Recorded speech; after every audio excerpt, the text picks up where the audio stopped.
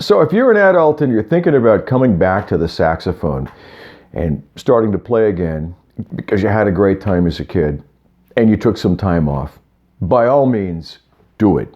That is my story. Let me tell you. I quit playing when I was 26, 27 years old. I picked it up again, I'm going to guess maybe a dozen years ago. And let me tell you how that all played out. All right? Because I think this story applies to so many of you, and if it will inspire you to get back on the horn and experience just a fraction of the joy that I've had while I've been playing, then I want you to bear me out, okay? So this is all talk, no play, all right? You can skip to the next video if that's not where you're at. But if you're an adult thinking about, yeah, I think I'd like to get back to this, by all means do it. I started playing when I was 10 years old. School band was mandatory, as I recall. There was something in my elementary school. You either had to be in the band or, I don't know, dance or choir or something. And band worked out. I wanted to play clarinet. By the grace, my parents, just the most wonderful thing, they got me a saxophone. They said, no clarinet for you, saxophone. And by the time I was 11, I was playing in a band with some school pals. We started an after-school band, and we learned surf rock. That was the rock and roll of the day. The Beatles hadn't showed up just quite yet. And, that changed everything. But anyway, there I am. So I basically become a rock and roll saxophone player at a very young age.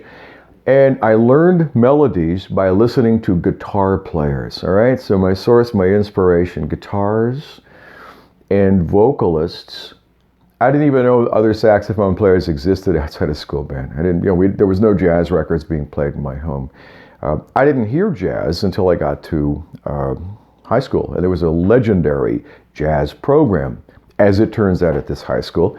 And I qualified for it on the baritone sax, right? That was the first time I walked away from the little bitty con alto that my parents scraped to put together for me.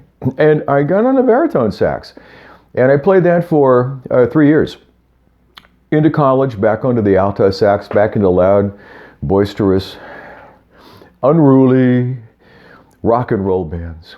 And then funk and soul and hip hop started to come along at some point. And I worked on a couple of projects with some young rappers. And I was, I've got to say, I must have been in my late 20s by this point. Not early 20s. Yeah, late 20s. And we made some demo tapes and shopped them around. And the experience of doing that was so utterly filthy that I hated music, and I left all of my saxophones. By now I had a pretty good collection. And I left them all at the bass player's house. His name is Michael Kennedy, really cool guy, great bass player. Came from a musical family. And I just said, I don't care. I never want to see these again.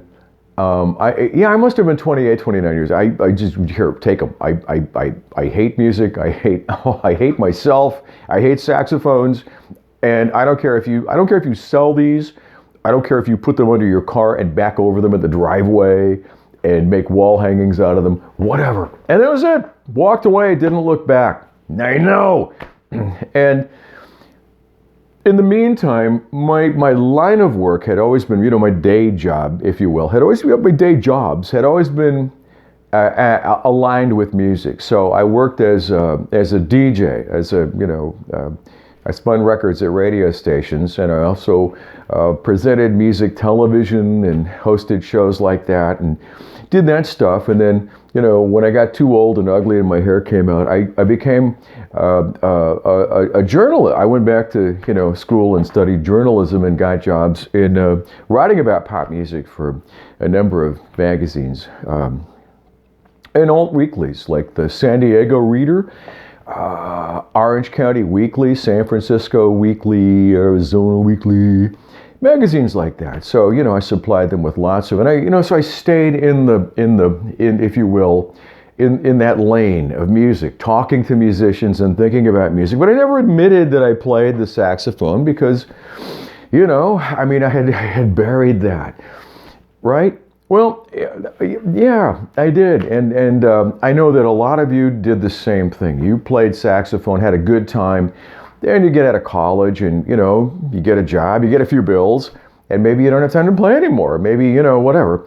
But now you have some time and you think, well, I'd like to come back to that. So here's what happened. One day, out of the sky, a C melody horn, right? A C melody saxophone. It's kind of it's in the key of C, and it's, for those of you who don't know, it's sort of in between an alto and a tenor. Anyway, all right, it falls out of the sky. It needs a little repair. My mom's gardener found it in the garbage. Someone had put it out in the garbage, and he grabbed it, because somehow he knew that I had played saxophone at one time. I don't know how he knew that. Maybe my mom told him. Anyway, here it comes.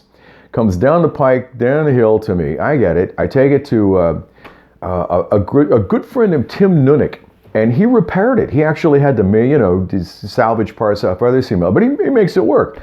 Then I play this beast for a while. And then one day, an alto sax. An alto sax falls out of the sky. A little bit easier to play it, a little more applicable to, what we're doing, right? There aren't many charts written for C melody. I tried to play the thing, but it's just a difficult horn to play. So, and it was about 100 years old, and it, needed pads and stuff. We got it barely functioning. But then this alto comes, and whammo, there we go. And I played that alto, and again, this is a dozen years ago. Alto, and then a baritone saxophone showed up, and I thought, oh man, I've got, full circle. I've come full circle, gone right back to when, music really became important to me. It was in high school, and that jazz band, and that baritone sax. And so here I am with this bari sax. And by this point, I'm getting out, and I'm playing this thing out at, a lot of weekly jams. This is way pre-COVID. COVID hadn't been thought of, and we had the flu then, but I'm getting out and playing and enjoying this thing, and I'm loving the sound, and I'm in bands now with this baritone sax, not jazz bands, rock, funk, soul, all the above, right? I even played with a DJ at a club over in North Park. We'd show up late at night, and he'd spin records, and I'd play the bari sax and make it all, just vibey and cool. And then one day, a tenor saxophone came. Actually, I think I went courting the tenor sax because the bands I was playing with would have benefited more from the presence, the voice of a tenor sax, I think, than the voice of the bari sax. And so, not to say anything about by the way, pretty cool hoodie, huh? There you go.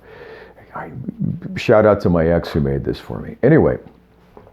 There I am. I've got this tenor sax, and I can't tell you how happy, when I first got the saxophone, that first C melody saxophone, it was like my legs had been cut off and restored. I had no idea how much I missed playing the horn. I had no clue how much or how important playing music with people and making saxophone sound was to me. I had no idea. I had shoved all that into a closet, and of course had a kid, wonderful kid, and kids take your attention, and they should, and then grandkids, and so that goes along with the story as well. And I'm sure many of you have done the same. You raised families, and now they're at a place where you can get back to a saxophone. By all means, do it. Okay? Now, here's the difference. When I came back to saxophone, when I left saxophone, there were still radio stations that played records. We still had vinyl. I know vinyl. You're like, what's vinyl? Well, records, round things with a hole in the middle and a label. And things have changed drastically. We had YouTube now. We've got YouTube, and on YouTube are dozens upon dozens upon dozens of presenters of saxophone knowledge, music knowledge, lessons, whatever it is. And they pop up like, it's kind of like that whack-a-mole at Chuck E. Cheese. You whack, another one pops up. Hey, learn this. Hey, learn that. It's kind of like getting on this merry-go-round. And every time you check into YouTube, there's more cool things that you gotta know. And it can be very, very distracting. So that's the one thing, the caveat of this all is I've boiled it down to 4 things that I want you to really pay attention to when you get your saxophone. Not if, but when you get your saxophone, okay? And by the way, before you get a horn, you know, a alto or tenor, I don't know, or bari, I don't know. Try them all out, okay? You can go to stores and, you know, you can rent for a little while, or perhaps, you know, you can play their demo horns. There are still some retail, you know, stores that carry saxophones, and I'm sure there's one near you, all right? Try them out, see what fits. And I really kind of like the idea of renting for a while. Just, you know, just bop around with whatever it is, and then trade up, trade down, trade in a direction before you, you know, drop the coin and buy, unless you really know what you want. But I think there are 4 core values, four core values that I went back to in this, you know, again, this dazzling sea, this array of now this new YouTube universe. And I said, oh my God, I'm not, you know, because every time I logged on and looked at, so there was some new thing to learn, and I thought, well, that looks pretty cool. Oh no, that looks pretty cool too. Oh no, that looks pretty cool. I better know all these things. And by the end of the day, there's a problem with that. Okay, number one is that, you know, you can't sound like those people. You cannot sound like those presenters, even though there's sort of a little glimmer of hope that maybe you will. You're not going to sound like them at the beginning. And that can really kind of bring you down psychologically. We don't want to go there. So let's go back to the 4 core values that are, I think, will get you started. And you knew them back in the day, perhaps. All right. Number 1 is long tones. Long tones. You know what those are, right? Do I have to demonstrate them for you? I don't even have my horn put together. But look, you grab your horn and you just play a long tone. All right, let's start at, let's say, why don't you start at middle D? Middle D, 6 down with your octave key, okay? And hold that, all right? And count off a beat of like 4, 2, 3, 4, and then rest for 4. Do this every day on at least a dozen notes on this saxophone. Hold the notes, fill up your person with air, push it back out with your stomach, and look to hold those notes and make them even. Now, there are plenty of tutorials on YouTube about long tones, so I'm not going to really go into that. Second is major scales. Number 2 core value, major scales and arpeggios. What's an arpeggio? The chord tones separated out of that major scale. Major scale's got 8 notes, right, from the root to the 8 or the octave. And the arpeggio is the root, 3rd, 5th, and say 7th or 8th, whichever direction you want to go with, or just the 1, 3, and the 5. And there are plenty of tutorials about arpeggios, major arpeggios. Why major? Because it's the mothership of all. Everything comes out of major scales, all right? And it teaches you, you know, in essence, the alphabet, all right? All right, now, is knowing the alphabet the same as being able to write a short story? No, it is not. You know the alphabet, you know the letters, you know how to put them into words, right? But writing a story is a whole different, you know, that's a whole different ballgame there, right? So you're going to learn these major scales and you're going to arpeggiate them because that's information that you can use, right? But how to learn how to play songs is I want you to play along to songs that you know. All right, you learned songs back when you were, you know, a kid with a saxophone. And I'm not just talking about hot cross buns. There's a standard, huh? You know, you learned some songs. You were probably in jazz band, or you heard songs that you liked, or there were, you know, songs, you know, on the radio, whatever. You know, you know songs. Happy Birthday would be one of them, okay? You know songs. Or, you know, you can find the sheet music. Get back to reading dots on a page. You can play along to songs that you know, all right? But even more important than that is to listen to songs on either like a record. You got a record if you're, well, I still have records. Put up Spotify, anything like that, and play along to those songs. Get a channel of songs that you really dig, that you know, and that's one of the things as an instructor that has helped my adult learners so much, is to get that horn out and play along to songs that meant something to you before, that you know inside here, because that brings the instrument closer. Finding those notes out of those scales that you've learned, and there's only 12 of them, but good to know them all. All right? And I mean, play them slow. 1, da, da,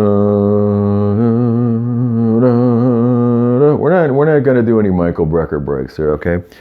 So back to songs you know. Find a source, listen to songs that you know, and play along with them. Are you gonna stumble? Yeah, you're gonna stumble. Yeah, it's gonna be hard, but so what? It gets easier, okay? This helps you develop, first of all, brings the horn closer to you, all right? You could even sing the song, and play it. Sing it and play it. It brings the horn a lot closer to you. It's no longer this, 10 pounds of brass tubing hanging from your neck here. It's closer in terms of a working partner in making of music, okay? So play along songs, stuff, it's in your head, stuff that it's recorded, but the caveat is that it's stuff that you know, all right? And then the fourth value, and this is so important, is I want you to find a partner, right? Find a partner to play with, all right?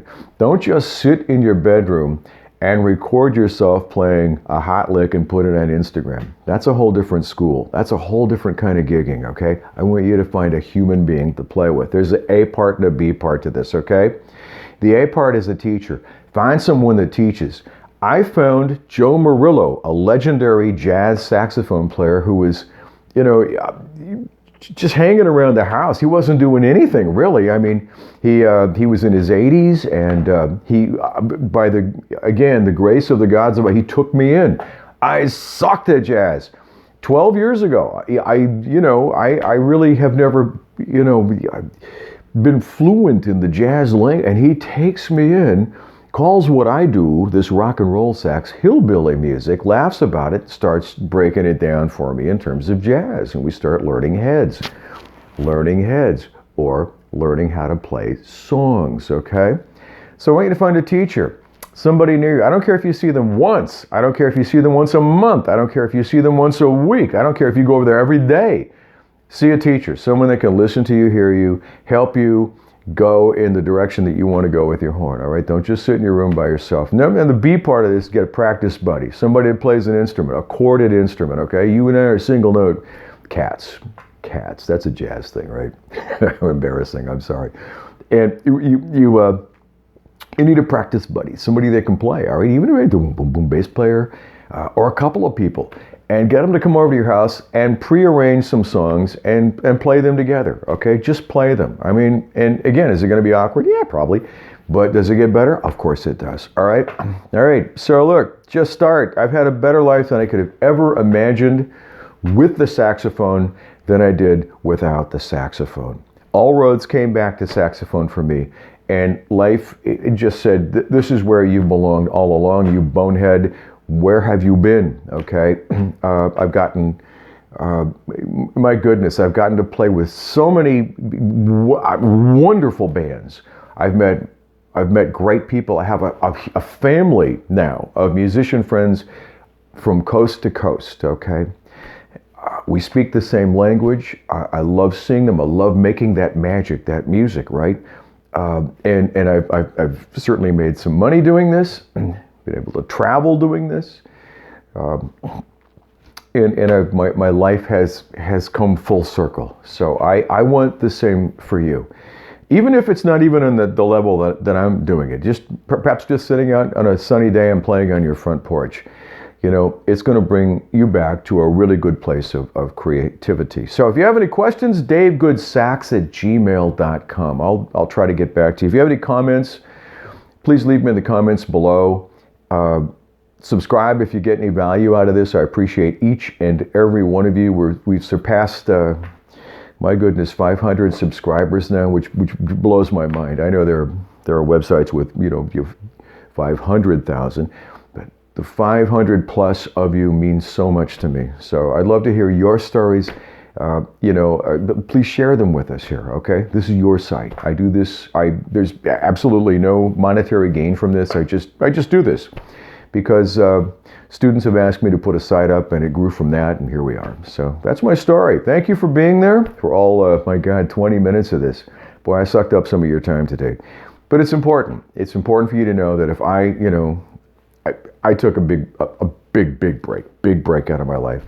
Do I regret it? Well, no, I don't regret it because, you do what you do. But I wouldn't do that. I'd stick with it, all right?